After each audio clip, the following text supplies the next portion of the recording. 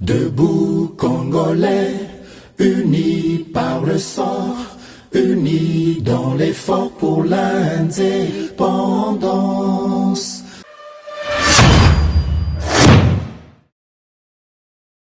Batela Ekolo, Bendele Koyate. Voilà, mbote nabino balandige comme télévision, fidèles abonnés.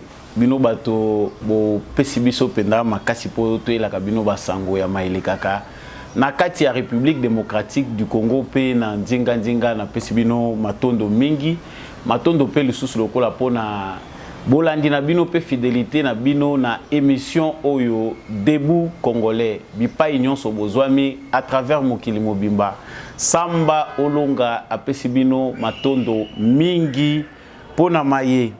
Boibete yambo émission na biso ebanda nazaka toujours na tina ya ko rappeler na biso nyonso ete tomelengele po justice ya Nzambe ezalaka ozala yanke ozala na yoyuma ozala mobola to mozwi na niveau nyonso yo ko se trouver il faut oyeba ngo que justice ya Nzambe existaka soki biso na mokili to ko mona makambo yo zo sala te yeba ngo ke liso Nzambe zo mona yo osala yango na nkuku topo sala yango na mpwasa yeba yango liso ya Nzambe za komona yo tôt ou tard tu vas récolter les fruits de tes actes yango tomilengela kapo mokili tozande bapaya toza balekinzela lelo oza kodondwa lobi pe okoleka ba mususu pe bakoya pe bakoleka mais ba acte na biso elandaka biso tina nkunda même dans l'au-delà okofuta prix ya mabe yo osalaka nake na lombango na actualité na biso ya mukolo lelo actualité eza vraiment abondante makambo ezali ebele tina a tokolobela awa yambo sujet oyo vraiment na yena ngoli boso ezali sujet concernant polémique moko inutile autour ya remise ya ba diplôme ya formation ba na biso na armée oyo ba désigné qui première dame comme marraine na bango pour parrainer formation wana yemuto koya ko participer ko assister na cérémonie à remise à diplôme yango ememi kokoso bato baza ko mituna est-ce qu'elle avait qualité ba vidéo moko to pe ba audio moko eza ko circuler oyo baza ko intoxiquer nango bato ko talisa été première dame azana qualité te ya ko kende ko participer na centre wana ya formation militaire pe ko pesa ba diplôme wana na ba militaire ou basilisa ki formation na bango eza kolekisa ezali solo to lokuta to obligato découvrir nini ezali ko bata masima ya psychose oyo origine nango eyebani penda malamu te sango ya mibale to ko aborder na bino na kati émission oyo ezali maloba elobama ki bongo lobby na président ya assemblée nationale Mbosso Kodia oyo asisai kotalisa na lopota lobiete nous demandons au commandant suprême de FARDC son excellence monsieur le président Félix Tshisekedi Tshilombo si dans un délai raisonnable la force régionale n'arrive pas à nous soutenir contre l'agresseur et qu'elle se complaise à aider nos ennemis qu'ils prennent la décision qui s'impose Mbosso Kodia au seton wana ezali loba ya ba représenter un peuple congolais na kati ya ba institution atalisi ete mokonzi mboka esengeli aiba déjà kotalela bango pona koyeba nini esengeli kosala masoki force régionale eza prêté ya kosunga biso na ndenge biso tozali kozelela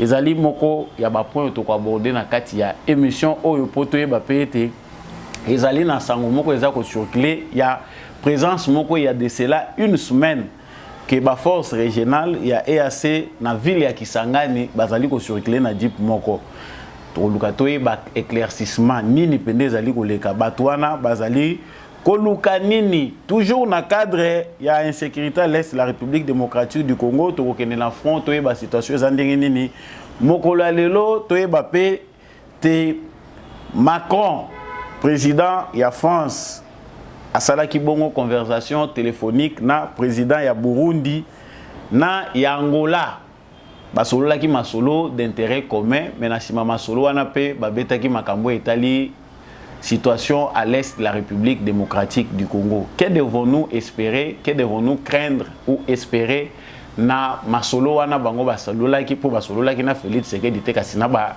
président ya bamboka bapaya. Voilà, toujours dans notre actualité, nous parlerons aussi de cette polémique encore, mboka polémique Congo. Kozonga ya pape na Rome azali ko décrier médiocrité spirituelle, confort mondain, superficialité o ezali ko caractériser bakambi ya lingomba catholique na République démocratique du Congo. Kasi awa ya pesi mu Congo na simana ye pitopale ezali na psychose moko ezali créé na certains leaders catholiques o bazali pro cardinal na bango. Ezali na ba député OEP bakotisi demande na bango po ete ba cardinal nyonso oyo bakobanda kocha na République démocratique du Congo mutu moko te ameka koloba liloba moko contre bango. Il faut bazala protéger na mibeko. Bazali na raison topé bazana tort. Nous allons chercher à le savoir tout au long de cette mission. Et puis tu ke bazako kebisa mingi bato bazako s'attaquer na tata cardinal. Pour que il faut tata cardinal atosama congolais nyonso sengeli ko bangaye. Et bien voilà, nous allons terminer avec cette vidéo des officiers FARDC qui ont traversé pour rejoindre les camps des M23. Wilingo Maza représenté bango ba officier ya FARDC ba katisi na ngambo ya M23 mais photo yi ba officier ngo ya FARDC baza banani baza ba originaire ya wapi, ils sont de quelle tribu en République démocratique du Congo, baza banani. Nous allons chercher à les savoir. Et puis voilà pour l'essentiel na ba titre na bino topé sommaire ya actualité tout ça ko aborder na bino à travers décryptage pe analyse ce qui yo ezambala liboso oyoki mongongo ya samba olonga topé okiti na chaîne oyo GCAM télévision na pesio boye malamu. Yeba ete il faut s'abonner pour comme membre ya Debout Congolais. Donc comme membre effectif bato batombola bendele ezaka ba abonné. Ya GCAM télévision, surtout n'hésitez pas de partager, de soutenir cette chaîne. Le numéro est en bas de cet écran. Soutenez cette chaîne pour que la vision Debout Congolais aille de l'avant, pour que GCAM télévision et continuer à aider bino à travers prestations et informations de bino. Bozali, Kosengela ete ezala. FARDC na motema, n'oublions pas de commenter en soutenant nos forces armées. Eza mabete kolakisa na mapinga na biso ke toza sima na bango. Depuis quelle ville yo zali ko soutenir mapinga na biso ya FARDC eza Petré capitale. Encore une fois de plus posa le bienvenu na GCAM télévision. Voilà. Semaine yango yo elingi kokoka sujet yo na abordaki yango te. Tout va y un sujet moko anodin. Mais na République démocratique du Congo, niveau ya manipulation to komi nango eza ko sala ke même sujet oyo ezali ekoki penda ko tungisa batu te ke batu ba tiango na actualité, vous verrez que eza ko finir par kozwa kaka ampleur moko inattendue et jusqu'à tel point que ekoki ko ya ko empoisonner atmosphère na bino boza nango na makambo oyo eza très important. J'ai choisi de mettre ces sujets à la une de notre actualité parce que na moni yango eza ko sala rage na ba réseaux sociaux na bato oyo ba inaka bato sans raison. L'information c'est que la première dame de la RDC, Maman Denise Nyakero, avait assisté à la cérémonie de remise des diplômes aux lauréats oyo babimaki na formation na biso académie militaire na biso. Ba officier militaire au bandaye kozwa ba formation ba ponaki ye pour azala lokola pour parrainer formation na bango. Ça dit ba ponaka autorité moko compétente à cause de la tata mokonzi ekolo ba kozwa pe premier ministre ba kozwa mutu moko azali vraiment important pour azala lokola parrain ya formation wana. Ndenge bomoni na bilili wana eza makambo eselekaki. Maman Denise Nyakero akendaki te kopesa ba ordre na ba FARDC, akendaki te kozwa ba entretien privé na makambo etali fonctionnement ya armée na ba FARDC, mais accueilli sur base ya invitation na bango bakambi ya école wana, bango bakambi ya formation wana, baponaki première dame pona makambo etali remise ya ba diplôme. Lokola balobi prise d'armes na kati. Non, lors il y a prise d'armes. T'es évité ceux qui ba congolais mutuna mutu inventaka signification to peut appeler ça signification na makambu selon ba intérêt na ye. Ndeko moko to yebie malamu te. Militaire, civil, mais tout ce qu'on peut savoir c'est que c'est un manipulateur. Asali audio oyo bokolonda sikoyo. Toyokana no audio wana parce que yango mutu ezape parmi bato oyo ba salina ba publication ba lobby ke koyi ko sale maté et puis on revient. John, babiloko musu tika koloba ça énerve. Kokotsa makambo na bino ya politique te na armée. Armée eza ba makambo susu. Omoni babiloko ngo na oloba ke soko komi sentiment ya politique okomi oloba babiloko mususu. Ema yo zalaka master John. Mais de part que non ata parcours na yo olekaki na ba classe net John mais osimbaki matuza banini banini. Balobi cours ya renseignement. Cours ya renseignement. Renseignement eza spécialité eza cours ya Moussa Soda. Denis Nyakeru aza na fonction moko te na république. Wana na république aza na fonction moko te ni na armée. Babenyango prise d'armée. John c'est un civil 140 400 Mouboaboa, Aziri, Moukoko, Nyamanandoto, civil au carré. Aïbi ate lokote, aïbi prise d'armée la kisinine. Mais il vient faire l'intervention parce que ça m'a gamaï des pèses, parce qu'il a mon chef de l'État. Mais bon, appuyer était. Passe à drinks. Basoda Karabazala, Banda Mubuto Banda, Banda Moussa Sodango et Banda. Yo, mon un civil. Nyake Rosé, c'est un civil. Aïe, ça, la prise d'armes après ce certificat. Comment vous tolérez des choses pareilles? Vaut mieux attaquer à Poral après ce certificat qu'un civil. Nyakero katata kovo, Nyakero tangata France mo règlement militaire, Nyakero commandant au centre d'instruction. Est-ce que yeba ta rewe? Ala muko na 5 heures ki mambangu. Est-ce que yeba ta likili ya zakanani? Aibi ka poro les anen. Jono yeba ta ba grade armée et banane grade nini. Aibi deuxième classe et banane grade nini. Mais vous tolérez des choses pareilles. République ngo comme nini. République ngo comme nini. Il est l'épouse du chef de l'État Atika Lakuna. Asala ba ONG social, asala ba spécial soginini, ça on lui autorise. Mais à quoi combattre à niveau et armé? Spécialisation, un cours armé, moi c'est le chef de l'État. Nathan Ozo Pesawana, cours renseignement basali, ba généraux bazawap, maison militaire zawap, maison civile zawap, ba état-major zawap, ba brigade zawap. Même à ta commandant bateau Azab, toi qui n'attends chef peloton, même le chef d'équipe Azawab. Azanan, Aza identifié. Ça c'est Eloko Liboso. Eloko Yami Balé, bateau Bazali, Kota Mouissa, audio wana, Oyo Batiena image, il y a première dame Balobi, ils ont exagération. On ne peut pas voir la première dame partout. Tout le monde a Olive Lembe Alekawa. Jamais que de se mêler dans ma armée ndenge Denis Nyakeru a commis de se mêler dans l'armée. La première dame n'a pas la place du président de la République. Elle n'a aucune fonction. Aza Sima Moussika est président de la République. L'armée kuna ke ko salanine. Nous ne pouvons, ça ne peut pas se faire. Et koki ko sale maté na mboka oyo bato ba respecter la mibeko. Nenga ina mituni nanu. Avant to banda ko manyola ko kitana ba détail ya ko yeba bazuwa bakanda mutema mabe ya bato. To tuna parce que ngai na luki yango na constitution na moni yango te bande ko plobe bofuya ka malambo sala ka ba recherche bo meka ko taila biso na constitution mobeko nini epekisi première dame ya république soki ba convier pour na remise ya ba diplôme na formation ya ba militaire na biso epekisa mi na mobeko nini. Est-ce que ezali na kati ya règlement intérieur ya armée na biso? Est-ce que ezali na constitution na biso na article nini? Ngai na moni yango te. Et loko ya mibale esengeli toyeba ete première dame de la République azali pe conseillère moko même pas kokomame na kati ya ndenge mboka na biso e fonctionnaka azali mutoyo azali na sima institution président de la République.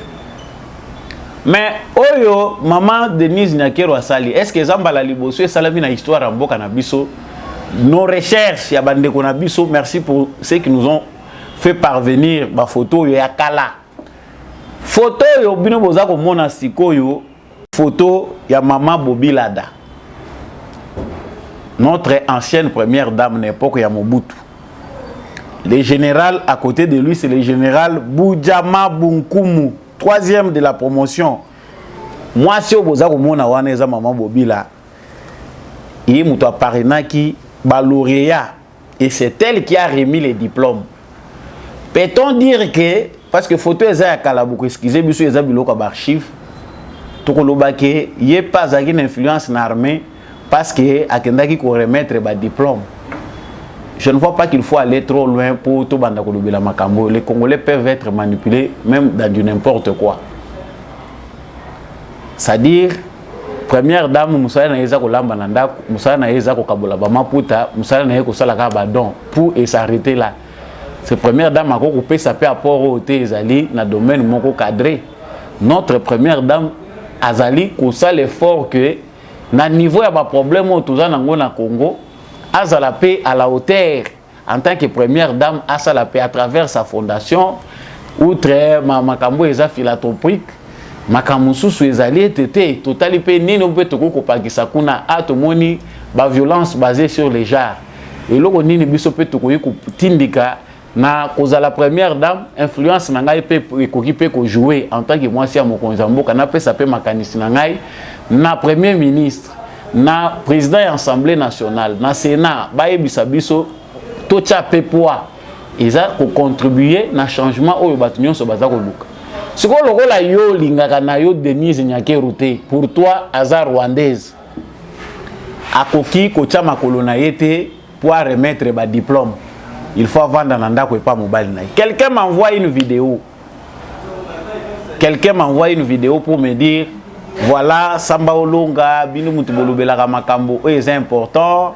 Bozolo Bela Makambo Yamboka, mais quand même, tout le monde a qui exagération, ezali.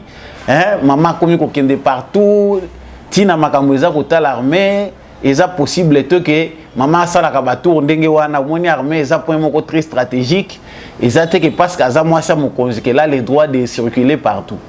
La question oyo ngai réponse ya liboso eza kaka na constitution ya mboka na biso mobeko nini eza violé lorsque première dame a choisi pour na ko remettre ba diplôme na ba lauréat wana militaire. Réponse ezalité. Et loko ya mibale eza clair to comprendre que bande konabiso ba kabiliste mutema na bango pozala ki na pouvoir. Vous pouvez faire mieux que ce qu'on est en train de voir aujourd'hui. Pendant 18 ans Touray comme na bola munion soana forme nion soana à appliquer mais beko na bonheur ya congolais Congo avancé. Nous n'avons rien vu qui pouvait faire avancer les Congo. Parce que l'élo il faut qu'on empoisonner l'atmosphère na biso na babiloba loba na ba réseaux sociaux et comme koleka donc beaucoup on mélange tout.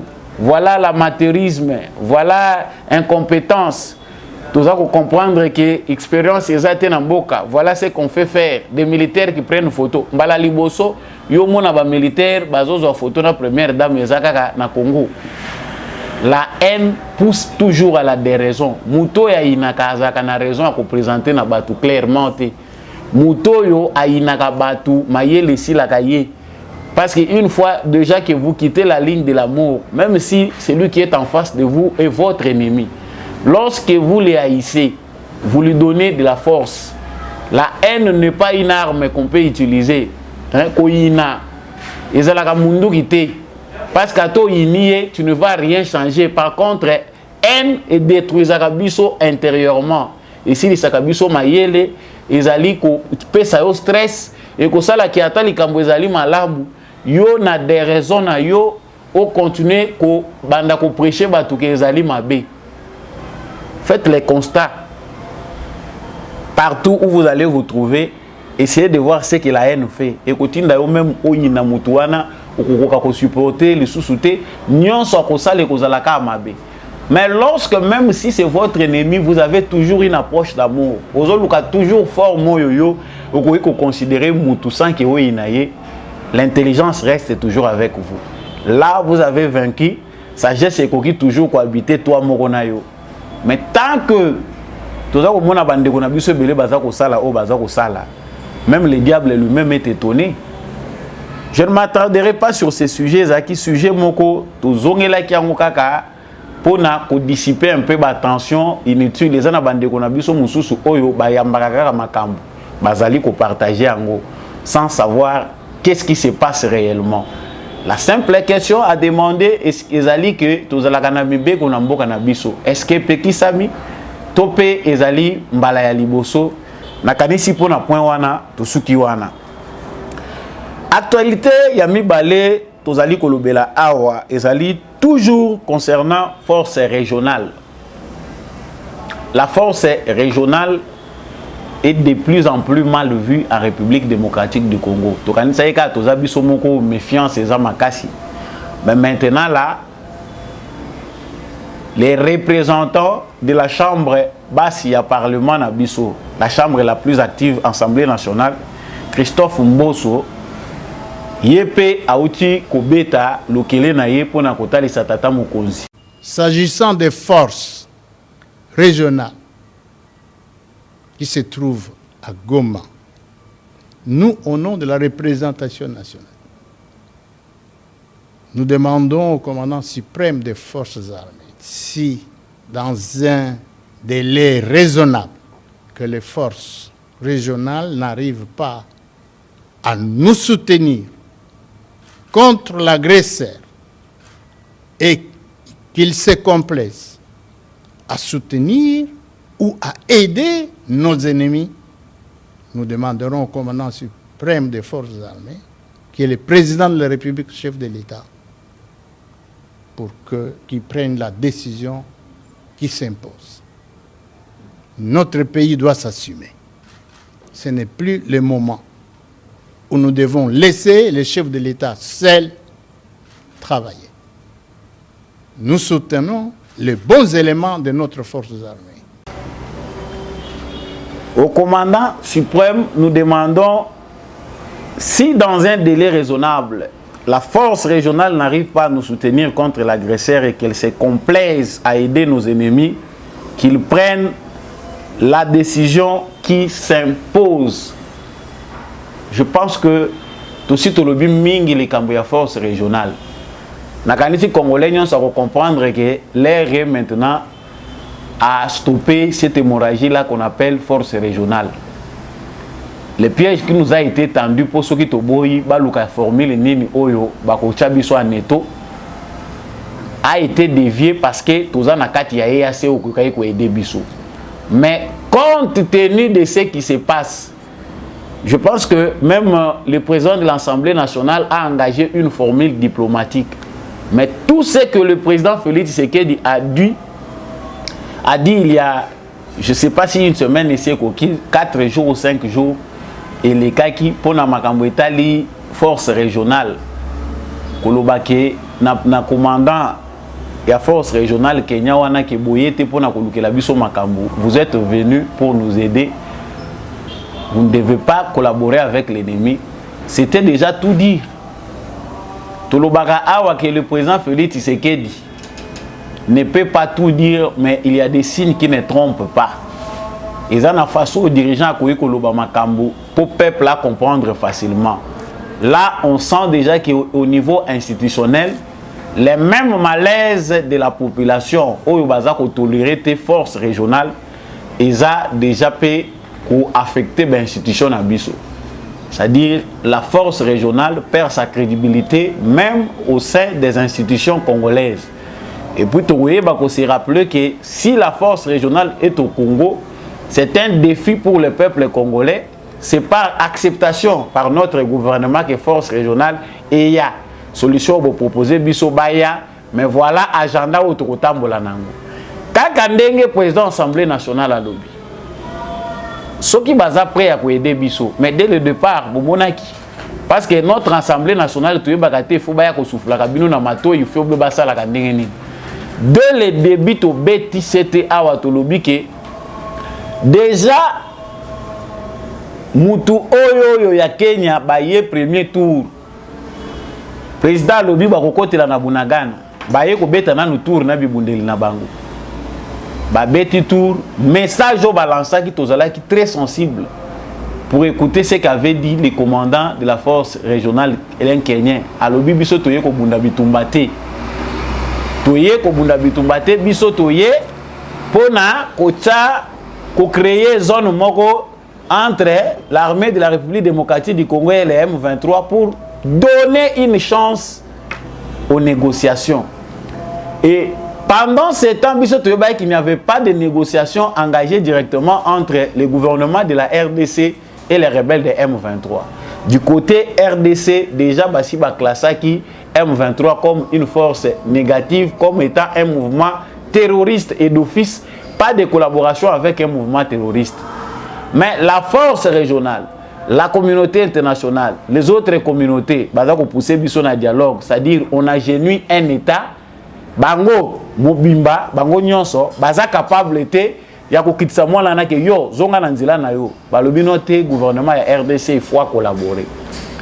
Diplomatie ya sena seto yebi ke bato bateka ka mandoki na bato yo baza ko sala ba faire na bango autour ya mandoki, babandaki déjà bitumba pona ko combattre les solutions qui sont prises de manière politique. Sikoyo baye na Congo Parlement na biso bozota la kaka parce que awa Tshisekedi nde yemoko président Assemblée nationale, yemoko président ya Sénat, yemoko gouvernement, tout Tshisekedi. National lobaki c'est facile. Ce qui biso to lingi to parachitaka to kindaka directement vers le président de la République, faisons du Congo un royaume. Royaume wana Tshisekedi as commis roi, il va agir to pesier monarchie moko absolue. Yé comme ça, non ce que ça les mana Congo to kocha onka na mutu ya Tshisekedi. Le Parlement est là comme s'il n'était pas là. Depuis longtemps, on a bovandi na bino. Ah, le président de la République doit maintenant observer si la force régionale, dans un délai raisonnable, si la force régionale ne va pas dans le sens pour nous soutenir, il doit prendre la décision. Monsieur le président de la République, de comprendre que au boya qui s'attirer ba nuit la communauté internationale balobake solution au biso te proposer qui Tshisekedi au boya qui yango. Maintenant que nous avons tiré toutes les conséquences que la force régionale est infestée par la politique diabolique de la France. Tout ça c'est Macron, Makambo tout ça on le béza clair, tout ça c'est la France, c'est Macron qui ne voulait pas que agenda ya Nairobi na Luanda tel que prévu, ba recommandation anes à l'appliquer. Songi oh parce que ba président africain ba sala kalikambo kaka soki ba pesi bango impulsion. Impulsion il faut utaka libanda.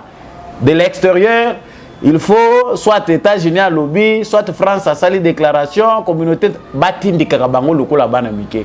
Vous verrez que toutes les démarches que fait le président Félix Tshisekedi pour essayer de conscientiser ses frères africains qu'il faut tous à la responsable, tous trouver ma solution biso moko na ba problème na biso. Voilà les chemins en tant que panafricaniste, les chemins où esengeli biso to kende po to trouver ma solution na ba problème na biso. Eza nango ko lobela ba président africain belete. Pour na bango il faut ba ordre utaka libanda. So États-Unis lobby na pesi de lebo alwano yoki réunion et côté na EAC. Toza ko senga cesser le fait na M23. Cesser le fait ngo bosengaka. Et ça le ko la boza ko bonde la M23, boza ko bonde la nani. On comprend que l'aventure ce n'est même pas le M23, l'aventure ce n'est même pas les Kagame seuls, mais l'aventure se joue au sommet, c'est la communauté internationale. Monsieur le président de la République, Oyombo Soko Dialobi, Oyomoko Lobaki, DG Mounani, parce que tous ont la même expression faciale, il y a président kenyan, parce que lui il a l'air de se moquer des gens. Chaque fois que nous regardons l'expression faciale, il y a président Wana, faciale, il y a président Wana. Tant tous autres la président kenyan, dès le départ, avant même comme président Makamounaye, n'a essayé le Makamounaye tant à remplacer Uhuru Kenyatta. On sent qu'il n'a pas de considération pour les Congolais. Congolais Zamboka Congo et Zamboka moko bango il faut pas tirer kaka profit. Basa la kaka pari ya makamuna bango. Après s'être rendu en France, président Kenyan pardon azalaki na France. Il s'est rendu en France va s'entretenir na Macron. Azo peut ça ba ordre parce que tout là se joue seulement autour de la politique de la RDC. Va chaler na bango ezaka ka RDC. il faut intoxiquer le président. En tant que Tshisekedi n'écoute pas, il faut binonder. Il faut manipuler le président africain pour la raison de Sabango. Mais c'est bien clair là-dessus qu'il y a un blocage. Oyeye, pression au Congolais Basalaki, diplomatie Félix Tshisekedi Basalaki et c'est Tchaki Kagame dos au mur. Visiblement, tout semblait aller. Que déjà Kagame et l'autre Etikali Yasuka ou eza décision Yasuka, on sanctionne son régime et puis c'est fini. Na moment Kagame yemoka komi ko lelazo luka alternative, bango bana na yewana ba petit bitinda na ye na zamba balobi bolingi bo benga na biso to kokende wapi. On voit comme par enchantement mbala moko entêtement mususu subite ye. Olé Kagame a retiré ba troupe na ye, a renforcé ango. Et quelqu'un me dirait, la demande de la France à Félix Tshisekedi n'a pas été acceptée. Makambo ba français bazako luke pas Tshisekedi ezako boma biso na bornière ya passé. Des fois il faut tout apprendre et comprendre ba obstacle au Félix Tshisekedi azo faire face nango poto lo baka babiloko ou ezangiti naté. Sauver le Congo nécessite aussi un certain niveau de sagesse. Ce n'est pas seulement l'intelligence, ce n'est pas seulement l'expérience, mais il faut à la paix mutumoko hein, quelque part providentiel pour aider biso à la ferme na point autocomi. Ça se joue aussi sur la vie de Tshisekedi. Côté le melabato na niveau telemeli bango yango ekomisi makambo pénible sur le terrain. Ce chaos ici est bien planifié, organisé pour faire chanter Tshisekedi. Tolobela ki likamwa chantage depuis longtemps. Bazalaka so ba moni makambo ba moni en face na bango mutu moko azo s'entêter, ils doivent compliquer les choses sur le terrain de manière à ce que Moutouana a fini par concéder. Donc, pour retourner à ce que le président de l'Assemblée nationale a dit, on pense que les institutions de la RDC doivent donner de la force à Félix Tshisekedi pour qu'il prenne les bonnes décisions. Force Wana, en tout cas, jusqu'à preuve du contraire, na forme bazali comme la makamuna bango, utilité na bango na Congo ezali sous-souté. On comprend que déjà Baza désorienté et qu'ils ne sont pas prêts à nous aider dans le sens. Déjà, depuis Kaka, Balakisa qui président lobby que Bakokota na Bunagana, c'est par là qu'ils doivent commencer. Baye ailleurs. Base na bango Goma. Bisotoye, toza ko rassurer bino que Goma ne tombera pas. Ça c'était déjà mauvaise intention. Baye ndepona ko lakisa biso mabe. Mais et ça na mabe mususu ba échappaka ngo kaka soki au consommer ango en partie. Soki tozolo ba bongo batu bazo kanza tozolo luka ba raison ko côté la Tshisekedi non, la diplomatie ya ko sauver nango Congo eza facilité. Ezali panango bateyo ovandi ozo tchaka ka makelele okanisi ke oyo ozo mona wana yango wana. Non. Derrière là se cachent d'autres réalités. Au Congo, ne vous fiez jamais aux apparences. Sachez toujours que derrière une réalité que vous semblez mieux connaître que quiconque peut se cacher une autre réalité que vous ignorez depuis longtemps. Yango ngana lobaka, il faut toujours garder une marge de manœuvre, même temps tozo critiquer ba kambi ya mboka na biso, tozo sala bango pression sur base de notre vision des choses. Il faut toujours garder aussi une ligne de manœuvre. Pendant ce temps, potoye bake batoyo bazana ba agenda na bango kashi. Mutuka moko suspect baza ko lobeza ya force régionale eza na Kisangani. Parce que Kisangani na province orientale kuna bato baza ko mituna mais entre koto bango bazali na Goma et là-bas kuna bango bazo kende ko luka nini. Si c'est vrai et confirmer cette information. Kuna bango bako kende ko luka nini parce que babandi ko déambuler.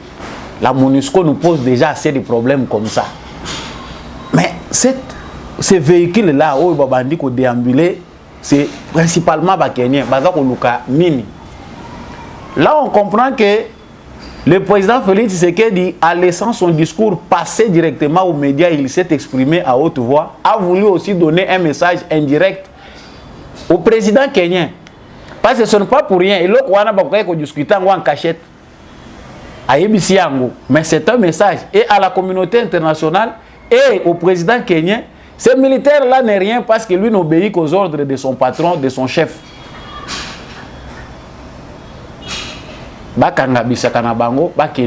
Nous avons tiré déjà toutes les conséquences. Ça peut être déjà la bonne décision. Nous savons que derrière ça, bakobundisa biso lisusu. Parce que bango baza ko lukela biso makambo nini oyo bango bakoki ont imposé biso to boy pour baluka voir nini bakokotela. Quand on dit que ce n'est pas facile, sachez que le Congo ne se battra pas contre le monde entier, mais les Congolais doivent être vifs, braves. Donc voilà. Tout est prêt, les choses sont si claires, la diplomatie de Félix Tshisekedi nous a ouvert les yeux de telle manière que les Congolais qui ne comprennent pas, toi-même s'allier derrière ceux qui comprennent pour nous sommes surtout ça la front moko commun. Toujours, on le répète dans chaque émission que l'air est grave, mais c'est le moment du Congo. C'est la seule occasion pour nous qu'on ne peut jamais rater. Même Bangomo Bayebi que ça devient difficile pour tout Saba Congolais, tout lié à Congo. Tshisekedi a mené une diplomatie qui a compliqué les choses aux prédateurs du monde qui pensent que le Congo est Zakaka. Ngombe Oyo, il faut que nous soyons mille qui me bakoui lié ça. Nous l'avons dit. Macron, à cet instant, Toza Koloba, Abengi Lisusu, président ya Burundi, Abengi président Yangola, à Sololina Bango, selon la presse, c'est sur des sujets d'intérêt commun et notamment aussi la situation à l'est de la République démocratique du Congo. La nature et l'échange il cherche à avoir non seulement les avis, mais à imposer une position par rapport à la diplomatie au Bango Bazar Obeta. Nous devons les savoir parce que Macron prépare de venir ici au mois de mars. Tout se fera diplomatiquement. Les Français, les aventuriers. Tout se fera diplomatiquement pour embellir les choses, de manière à vouloir convaincre l'opinion congolaise que Tozana Bino. Alors qu'au fond, la France est un pays de prédation. Tant qu'il faut approcher Tshisekedi, mais comme il tient, il faut maintenant aller vers lui. Donc, il faut convaincre nous de près, peut-être qu'il peut céder du terrain. Et ça facile était qu'on y a dans Congo et Lelo, Congo et Tshisekedi. Et ça facile à relier, même si nous on ne voit pas ça, mais c'est compliqué. Maintenant, il dit non, tout ça, maintenant je dois venir au Congo. Parce que quand quelqu'un se déplace, c'est qu'il a beaucoup d'intérêt. Tshisekedi est allé là-bas 2 fois, à l'équipe Naïba Koutani Naïba Sololi. Mais quand Asia Yaki en Afrique, il n'a pas eu l'intérêt de vouloir passer aussi par la RDC. Mais maintenant qu'il veut se déplacer, ce que nous devons savoir, c'est que celui-là qui se déplace a beaucoup d'intérêt. Il y a une importance, il y a se déplacer.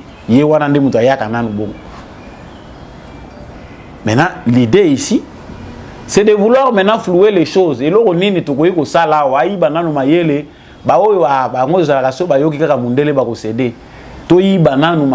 de manière que ceux qui n'ont quitté le Congo n'ont pas dupé les sous-batouana. Congolais, réveillons-nous. La France n'a plus rien à offrir, ni aux Africains, ni aux Congolais. Rien. Quand je dis rien, peut-être certains diront que non, c'est exagéré, mais je dis rien. Parce que Mituna Bango est bouché sur base d'éducation Bango Bazouaki. Attitude de parents na bango batikeli bango vis-à-vis de l'Afrique, et ça peut permettre bango que ba s'engager dans la politique moko correcte, ya ko traiter biso lokola ba individu ba tout oyo tozape na mai na makila lokola bango. Allez là maintenant il va appeler le président angolais, le président burundais. Voilà, on échange situation à l'est du Congo. Nous devons faire très attention avec la France. C'est la France qui a bousillé toute la politique qui mise en place. Parce qu'à lire tout ce qui a été fait comme recommandation. Maintenant qu'il est important, non seulement pour la France, mais pour tous ces gens-là qui font le business des armes, pour tous ces gens-là qui font leur business sur les 100, toi, c'est la biso pas parce que tu sais qu'il est un mauvais président. Bien est un mauvais président. Non, c'est faux. C'est ce qu'ils veulent nous faire croire. Et attendons-nous à ça dans les différents médias occidentaux. Ce qui nous sera présenté dans les jours qui viennent, c'est un Tshisekedi défaillant. C'est un leadership irresponsable. C'est un Tshisekedi qui a raté beaucoup de choses. C'est sur ça que les médias occidentaux travaillent pour détruire l'image de Tshisekedi à l'interne. Leurs renseignements ont déjà compris que Félix Tshisekedi a déjà beaucoup d'opinions favorables. Et que si aujourd'hui il y a élection au Congo, Félix Tshisekedi va remporter les élections. Ils ont déjà tous les résultats. Donc ça matin, parce que nous sommes en retard. Les gens font des débats autour de Tshisekedi. Est-ce qu'on a gagné l'élection en Congo? Kotoyo, Kutunzele, Monanate, Batubazana, Potopoto, on cherche des trous noirs. Mais Bango Moko wana bazo détruire que le bilan est positif. C'est monsieur ici est coriace, mais il faut chercher sous quel angle il faut la battre. L'angle sur lequel ces gens-là vont beaucoup combattre Tshisekedi, c'est notre ignorance. Ils allaient sous-information à Bissot. Pour Bissot Tolokotaka Nyonso. Et les Occidentaux sont spécialistes dans les mensonges. Bamoussou Tilelo, fantasme Batikala Nangoya Fayoulou gagnant des élections de 2018, ils allaient imposer Bango. Dans les médias occidentaux, dans les médias français surtout. Et attendons-nous encore à ça dans les jours à venir parce qu'ils vont nous combattre. Bakobundisa biso lokola batumoko baza ko linga biso. Tala ao basalite, tala ao ezaboy, ao ezaboy. Vous pensez que RFI va beaucoup aimer le Congo plus que les chaînes, même moi ya biso ya pamba, oyo RFI a ko linga Congo mingi ko lega biso. Ou bien France 24 a ko linga oyo a ko linga Congo mingi ko lega biso. Apprenez, ça c'est une parenthèse, apprenez à accepter vos médias avec leurs défauts, à les encourager, à critiquer vos propres médias pour qu'ils s'améliorent.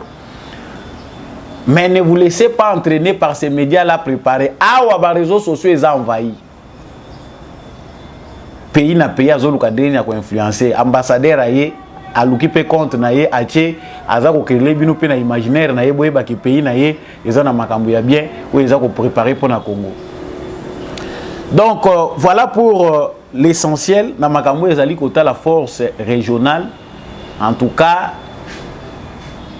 Monsieur le Président de la République, et je pense même que le Président de la République, pour place où nous avons insisté mingi, bandeko ya Goma, bandeko ya Bukavu, bandeko ya Kinshasa, oyo mboka eza bien te, toza na mpiaka, dollar et mati, boza kolela nyonso, mais na soir, ntaba ngulu, bière, eza kozanga na ngote, wana kuna pasi ezate. Même Coopéra se retrouve à Kakananganda, Azomila Mwaboki naye. Ne laissons pas cette affaire comme une affaire des gens de l'Est. Parce que Bisso Moroto créé de manière, il y a comportement, type, il y a comportement, oh Bisso, bah Congolais, il y a Ouest, tout ça qu'on affiché vis-à-vis de ce qui se passe de l'Est. Et ça dit déjà sur le plan imaginaire que Est, les a locaux, l'État moussous. C'est vrai, nous avons été enclavés, c'est vrai, nous avons été sous-informés. Mais aujourd'hui, tout est clair. Makambu ya Goma eza pona Goma yango mokote Kinshasa eza carrefour ya ba culture. Cessez d'être distrait, chers Kinois. Soutenons aussi ce qui se passe à l'Est là. Il faut que la communauté internationale a senti le sous-mobilisation à ba Congolais. Félix Tshisekedi est en train de l'embrouiller. On veut que Félix Tshisekedi s'embrouille. Ils veulent le prendre en étau. Pour n'avoir intérêt na bango. Ça, rien que le peuple congolais est capable d'affirmer sa souveraineté, que biso peuple est toboyi. Réfi Moussoussou, il y a un dirigeant, il doit le faire à travers un peuple. Mais quel genre de peuple? Un peuple mature. Actualité, Nabiso Ezalipe Makamuza Koleka, na Est, il y a République démocratique du Congo. Ndenge na lobaki yango awa que à l'Est de la RDC, ba combat ezapé ko se poursuivre. Nous devons savoir que toujours na Tongo ya Lelo, ba combat ezalaki à quelques kilomètres de Saké, bato ba Panzani, bato boyebi ke soki luki toza kolela. O bato a Kinshasa ba mususu toza ko négliger ba information tozo mona ngo boye mais soki yo oza na Kisasa oyoki oza na Kisasa na centre ville oyoki ke na nzele kuna masasi ezolela bamususu bakatisaka babraza mbango awa ndenge toyebi. Les gens qui se déplacent, ils fouillent ba détonation wana baza obligé baluka endroit moko pour être en sécurité. Et c'est comme ça qu'il y a la psychose. Associé à cela, des gens qui amènent des fausses informations. Les militaires n'ont pas se comporter bien. Position de mon côté, ils ont perdu. Les combats, ils ont continué. Au Salema. Et les bateaux, ils ont se déplacer. Ils ont vers Goma. Là où ils ont compliqué, ils ont locaux. Parce que dans la vidéo, ce n'est pas pour notre vraiment avantage. Mais les militaires n'ont pas vraiment balandi la bango malam. Makambo esengeli balandango correctement les militaires au bazako kende na front avant balungwa na front d'un certain endroit vers un autre endroit. Il faut que les informations soient bien reçues par hiérarchie militaire. Eza makambo bakoyebisa biso ke wana eza makambo secret armé, mais certaines choses ne sont pas à laisser comme ça. Toujours dans le cadre, il y a information ndenge bolandi yango. Boye bayango que vidéo bolanda awa ezali ko présenter ba officier ya FARDC oyo bakimaki bake ko rejoindre M23. To landa to mona qui sont ces officiers là et puis on revient. Des éléments du camp de FARDC pour arriver ici dans le M23. Bel et bien, ils sont arrivés en masse, donc ils sont tellement nombreux, mais pour des raisons totalement de distance, nous sommes obligés de vous montrer certains officiers qui sont arrivés au sein de notre camp, donc du M23. Il y a beaucoup de défections de la part des FARDC. Donc sans plus tarder, ils sont là, vous-même vous allez les interroger. Donc je peux parler avec eux? Oui, pas de problème, parlez avec eux, ils sont là. Aksanti njoaba benye munaona sasa mtu na mtu atajipresente kujina lake na fasi kwenye alitoka na kazi yenye alikuwa anatumika. Tunaenda pamoja tutaanza nao. Mimi ni commissaire supérieur Gapuf Ndiziwe Désiré. Nilikuwa komanda Kusia Tetel Kichanga Masisi chargé na police administrative. Aksanti mwenye anapata. Mimi ni colonel Bahati Gaizi John, nilikuwa natumikia ku region, nilikuwa nafanya mbele kidogo. Nilikuwa commandant secteur adjoint 83e secteur. Aksanti mwenye anapata. Tuna colonel Nkosimihuro Frank, nilikuwa Goma, nilikuwa dispo, nilikuwa na seta na mimi naikara. Aksanti mwenye anapata. Major Zidane Saidi 34e régiment, nilikuwa komanda bata sego bakanishimamisha juu ya tribalism. Aksanti. Lieutenant Moussafi Janvier, nilikuwa mu 34e région militaire, nilikuwa chef préto ku Petite Barrière. Aksanti nyepeke mnabasikia. Jua nini ulitoka ndani ya bino moko bouti kolanda vidéo wana parce que bato belebe peut-être bosi bolandi yango na ba téléphone na bino, bolandi yango na ba ordinateur na bino. Ba officier oyo bazo présenter biso ke ba officier militaire ba rejoindre parce que Willy Ngoma est content de nous présenter les officiers militaires au bazako kima na FARDC bazako rejoindre bango. Qui sont ces officiers là?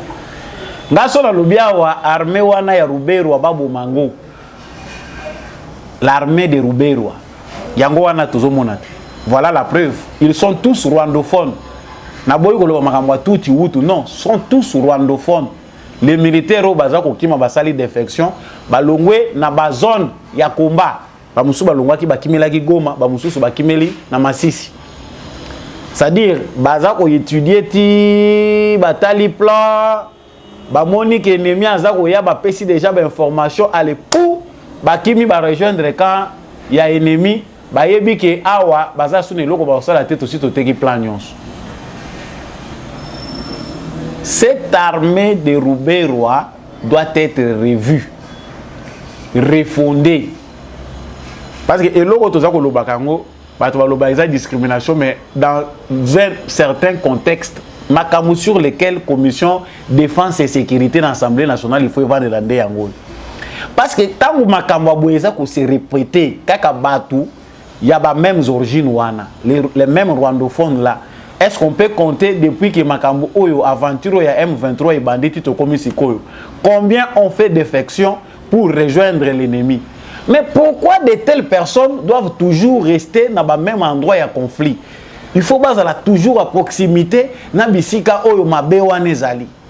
Est-ce que ces officiers ne peuvent pas être identifiés dans un premier temps? Que tous ces officiers d'origine rwandophone ne peuvent plus bacha bango, affecter bango na est de la République démocratique du Congo.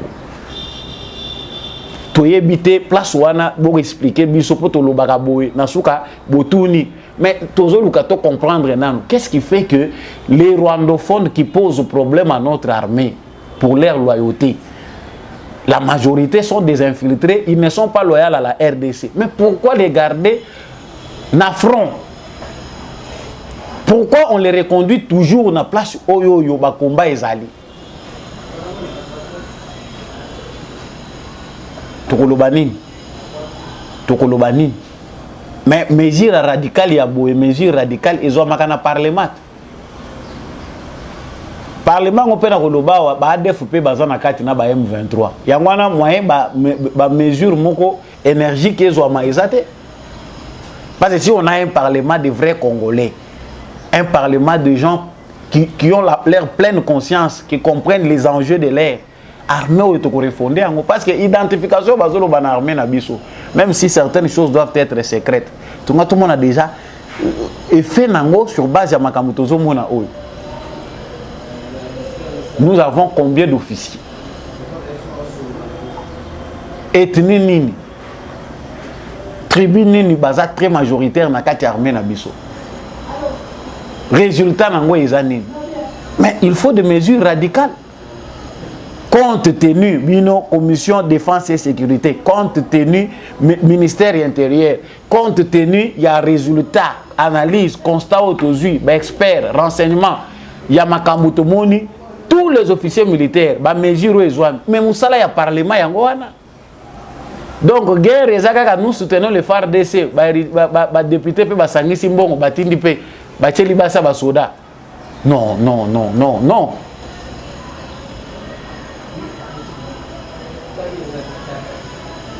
Nous avons dit à Sengana Boyi et à Kobaluka Kuna et Lungwana Est et comme pas Nangaï. Koloba, celui Tozoloba Mingi, les gens pensent que non, nous Tozoloba dans le vent, vous n'avez pas maîtrise. Non, vous qui avez la maîtrise de toutes ces situations. Makambo Tozoloba Bozo Monangote. Information Toloba qui Kosuki Sila Awa Ezali Kota la Bozongi ya Pape. Débat au ezako salema autour ya Tata Cardinal Batwalobi bafinga ki Tata Cardinal azali moyibi Tata Cardinal na biso azali mingi ko se préoccuper na affaire etali mbongo ba banderole etomba maki yango epoussé bato ebele basala oyo ezali babanda ko réagir. Certains ont réagi positivement pour dire qu'effectivement le cardinal Azamuto Azako se concentrer mingi na makamboza matériel na politique que na mission na religieuse. Pape P asa lobi ngoko zonga na kuna lobi médiocrité spirituelle les amakasi, confort mondain, superficialité, eza makambo est caractérisé église awa. Le pape en a parlé, église eza ya kokufa. Makambo yo ki ba yebise baza pe na service na bango ya renseignement, il ne faut pas penser que ba fundité. Moyibi o baza koloba, eza baza ko finga cardinalité, il n'est pas les premiers. Même nos pasteurs des églises de réveil sont traités de voleurs, de charlatans. Et on sait que c'est vrai. Toyebi yango ke za solo, ba pasteur o baza vrai ya solo na yebi ya malamu bazali parce que moi-même là, je suis chrétien. Bazali nzamba pambola bino. Mais toyebi ke moyibi o baza kolobela awa ezaka pour l'église catholique te, eza moyibi eza na makila ya ba congolais belé. Bakambi belé ya bampate baza mingi na makambo eza matériel. Ce sont des voleurs, eza bato yo ba profaner ba église yango. Baza bato baza kozwa basi ya ba fidèle na bango, basango na biso basi ba bota. Est-ce que wana eza secret? Si aujourd'hui bato bakomi kolobango. Eza eloko ya kobomba te. Mais likambo ko kama awa agitation eza mingi na ba député, surtout ba pro Katumbi batikali na Assemblée nationale kuna bazo chama kelele. Biso tozo zela biso ba congolais ODEP a sali analyse na ye critique, a proposé plan na ye pour la réduction à train de vie à l'institution. C'est ça des choses comme ça sur lesquelles biso tous a besoin de ka vie à ba député na biso. Mais ba député ba longwe wana un groupe de députés pour proposer une loi ya ko protéger nango ba cardinal papa. Biso peto ça la loi ya ko protéger pasteur Mukuna. Ba musulman pe ba ça la pe ba loi ya ko protéger ba imam na bango. Comme ça, bisope ba ndeko na bisope ba kimbangiste, ba ça la paix loi ya ko protéger Tata Simon Kimbangu. Le Congo est un pays laïque. Mais ba député parasite autozui na kati assemblée na biso na ya nommé nous amène encore des histoires na moment oyo mboka eza na besoin ya contribution moko ya bateau baza ko réfléchir, ba philosophe oh ba ko apporter ba solution. On nous dit non, il faut biso tout ça la loi. C'est que le Congo est comme un pays catholique. Même si les fidèles catholiques sont les plus majoritaires dans le Congo, le Congo est comme un État catholique, ou bien le Congo est comme un Vatican II. Comment on ne peut pas nous mettre à l'aise dans un pays comme ça? Quand ça est fidèle catholique, on va aller dans Makambouana, dans le contexte, on va aller dans le député, dans le Yangouana. Cardinal, la politicien, la sécurité, ça c'est une aventure des politiciens.